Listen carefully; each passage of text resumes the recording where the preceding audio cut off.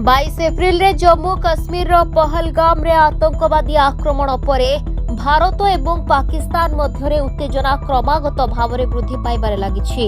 एही समय रे भारत सरकार एक बड़ पदक्षेप नेइछन्ति। सरकार पाकिस्तान रो प्रतिरक्षा मंत्री ख्वाजा आसिफ को एक्स अकाउंट को निषिद्ध करिसन्ति। पाकिस्तान रो प्रतिरक्षा मंत्री ख्वाजा आसिफ पूर्वरु कहिथिले जे पाकिस्तान हाई अलर्ट रे अछि एवं एहार सेना संपूर्ण प्रस्तुत अछन्ति।